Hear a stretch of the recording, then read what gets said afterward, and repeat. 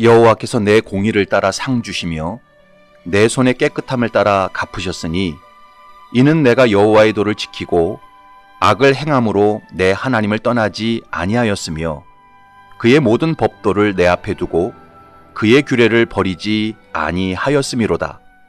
내가 또 그의 앞에 완전하여 스스로 지켜 죄악을 피하였나니 그러므로 여호와께서 내 의대로 그의 눈앞에서 내 깨끗한 대로 내게 갚으셨도다. 자비한 자에게는 주의 자비하심을 나타내시며 완전한 자에게는 주의 완전하심을 보이시며 깨끗한 자에게는 주의 깨끗하심을 보이시며 사악한 자에게는 주의 거스르심을 보이시리이다. 주께서 곤고한 백성은 구원하시고 교만한 자를 살피사 낮추시리이다. 여호와여, 주는 나의 등불이시니 여호와께서 나의 어둠을 밝히시리이다. 내가 주를 의뢰하고 적진으로 달리며 내 하나님을 의지하고 성벽을 뛰어넘나이다. 하나님의 도는 완전하고 여호와의 말씀은 진실하니 그는 자기에게 피하는 모든 자에게 방패시로다. 아멘.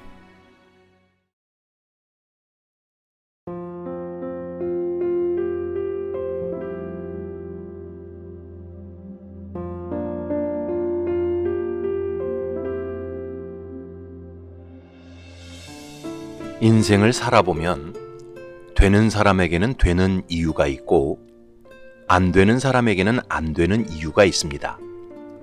흥하는 사람에게는 흥하는 이유가 있고 망하는 사람에게는 망하는 이유가 있습니다. 그래서 인생은 결국 공부하는 사람이 승리하게 되어 있습니다. 안 될 때는 왜 안 될까 그 이유를 찾고 망할 때는 왜 망할까 그 실패를 반면교사 삼아서 공부하는 사람이 결국 되는 인생으로 나아가고 흥하는 인생으로 나아갈 수 있습니다. 자꾸 안 되고 망하는데도 그 이유를 찾지 않고 공부하지 않고 그저 하늘을 원망하고 부모를 원망하고 세상을 원망하는 사람은 끝까지 실패자로 남을 수밖에 없습니다. 그런데 이것은 신앙생활도 마찬가지입니다. 하나님께서 창세기부터 요한계시록까지 수많은 인물과 사건들을 기록하신 이유가 무엇일까요? 그것은 오고 오는 세대의 성도들이 성경 말씀을 통해 신앙생활의 승리자가 되는 길을 배우라고 기록하신 것입니다. 하나님 잘 믿고 하나님께 상 받는 사람이 되라고 기록한 것입니다. 오늘 본문에 보면 다윗은 자신이 하나님께 상 받는 사람이 되었고 하나님께서 좋은 것으로 갚아주시는 인생을 살았다고 고백하고 있습니다. 21절을 보면 여호와께서 내 공의를 따라 상 주시며 내 손의 깨끗함을 따라 갚으셨으니 다윗은 자신이 하나님께 상을 받고 좋은 것을 받게 된 이유가 내 공의와 내 손의 깨끗함 때문이라고 말합니다. 그런데 이 말씀을 잘못 해석하면 마치 다윗이 완전 무결한 삶을 살아서 하나님께 상 받고 좋은 것을 받은 것처럼 오해할 수 있습니다. 그러나 이 말씀은 다윗이 완전 무결한 삶을 살았거나 조금도 죄를 짓지 않았다는 뜻이 아닙니다. 성경에서 말하는 의나 깨끗함은 언제나 하나님을 믿고 의지하는 삶을 뜻합니다. 성경에서 공의 혹은 의로 번역되는 단어가 히브리어로 체데카라는 단어입니다. 그런데 이 단어가 처음 등장하는 곳이 창세기 15장 6절입니다. 아브라함이 여호와를 믿으니 여호와께서 이를 그의 의로 여기시고. 성경에서 말하는 공의나 의는 바로 하나님과의 관계성을 설명하는 단어입니다. 하나님을 전적으로 믿고 신뢰하고 의지하는 것이 바로 체데카 공의요 의입니다. 따라서 다윗이 하나님께 상을 받고 좋은 것을 받았던 이유는 그가 어떤 죄도 짓지 않는 완전 무결한 삶을 살았기 때문이 아니라 범사에 하나님을 인정하고 하나님을 온전히 믿고 의지하는 삶을 살았기 때문입니다. 하나님과의 관계성에서 크게 엇나가지 않았기 때문입니다. 그렇다면 다윗은 구체적으로 어떻게 하나님을 온전히 믿고 의지하는 삶을 살았을까요? 하나님께 어떤 믿음을 보였기에 상받는 인생이 되었을까요? 며칠간 이 주제로 말씀을 전하겠습니다.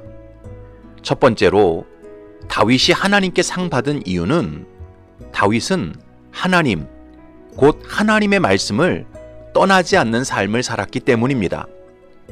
22절을 보면 이는 내가 여호와의 도를 지키고 악을 행함으로 내 하나님을 떠나지 아니하였으며 라고 기록합니다. 이 말씀을 히브리어 원문 성경으로 직역하면 내가 여호와의 길을 지켰습니다. 그리고 여호와를 떠나서 악을 행하지 않았습니다. 이런 뜻입니다. 여기서 여호와의 길이란 바로 하나님의 말씀을 의미합니다. 그리고 그 하나님의 말씀이란 바로 하나님 자체를 의미합니다. 그러니까 다윗은 항상 하나님의 말씀을 지켰고 그 말씀을 떠나지 않으므로 하나님과 동행했고 악을 행하지 않는 인생을 살았다는 뜻입니다. 요한복음 1장에서 이렇게 말씀합니다. 태초에 말씀이 계시니라. 이 말씀이 하나님과 함께 계셨으니 이 말씀은 곧 하나님이시니라. 여러분, 하나님은 말씀이십니다. 말씀이 곧 하나님이십니다. 자연 만물이 하나님이 아니고 성소나 법궤가 하나님이 아니고 하나님의 말씀 자체가 하나님입니다. 따라서 하나님과 동행한다는 것은 내 속에 하나님의 말씀이 충만한 것을 의미합니다. 반대로 하나님을 떠난다는 것은 내 속에 전혀 하나님의 말씀이 없는 것을 의미합니다. 그런데 다윗은 항상 여호와의 도, 하나님의 말씀을 지켰습니다. 하나님의 말씀을 떠나서 악을 행하지 않았습니다. 이것은 다윗 안에 하나님의 말씀이 충만했다는 뜻입니다. 그래서 다윗은 시편 1편에서 복 있는 사람을 이렇게 정의했던 것입니다. 복 있는 사람은 악인들의 꾀를 따르지 아니하며 죄인들의 길에 서지 아니하며 오만한 자들의 자리에 앉지 아니하고 오직 여호와의 율법을 즐거워하여 그의 율법을 주야로 묵상하는도다. 이 세상에서 정말 복 있는 사람이 누구냐? 세상의 가치관과 철학으로 그 내면이 가득한 사람이 아니라 여호와의 율법, 곧 하나님의 말씀을 즐거워하고 주야로 그 말씀을 읽고 묵상하는 사람이라는 것입니다. 다시 말해서 그 마음과 정신이 하나님의 말씀으로 충만하게 채워져 있는 사람이 복 있는 사람이라는 것입니다. 왜냐하면 하나님의 말씀으로 충만한 사람이 곧 하나님과 동행하는 사람이고 하나님을 떠나지 않는 사람이기 때문입니다. 여러분, 1980년대 우리나라에서 종북 좌파 운동을 했던 대학생들이 공산주의 사상으로 의식화될 때 어떤 방법을 사용했는지 아십니까? 단기간에 공산주의 사상을 기록한 책들을 수십 권씩 읽었습니다. 그리고 그 책들을 주제로 해서 발표도 하고 세미나도 열고 중요한 내용들을 함께 암송했습니다. 막스 레닌주의, 종속이론, 제3세계론, 해방신학, 김씨조선 주체사상, 이런 주제와 관련된 책들을 필독서로 읽었습니다. 국내 서적으로는 리영희의 전환시대의 논리, 해방전후사 인식, 그리고 박현채의 민중경제론, 이런 책들이 운동권에서는 성경처럼 읽혀졌습니다. 한마디로 우리나라에서 민주화 운동을 했던 사람들은 대학 시절 좌파 공산주의 사상을 자기들의 마음과 정신 속에 온전히 채우고 의식화했던 사람들이었습니다. 그들이 의식화할 때 사용한 방법이 바로 시편 1편의 방법이었습니다. 오직 여호와의 율법을 즐거워하여 그의 율법을 주야로 묵상하는도다. 그들은 여호와의 율법 자리에 막스 레닌주의, 공산주의를 집어넣었던 것입니다. 여러분, 사람은 어쩔 수가 없습니다.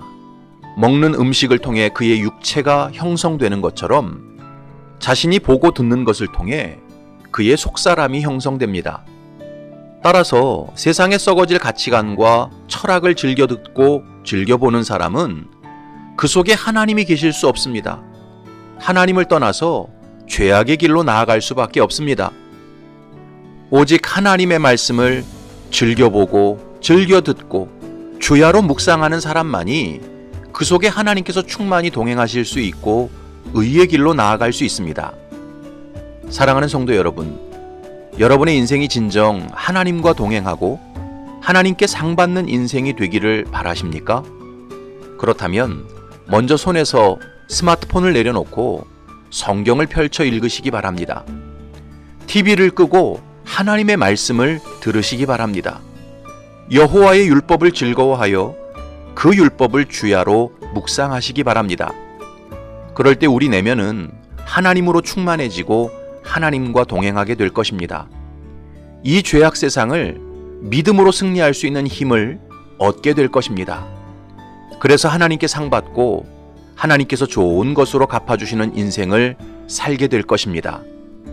이런 복된 삶으로 나아가는 저와 여러분이 되시기를 주님의 이름으로 축복합니다. 아멘.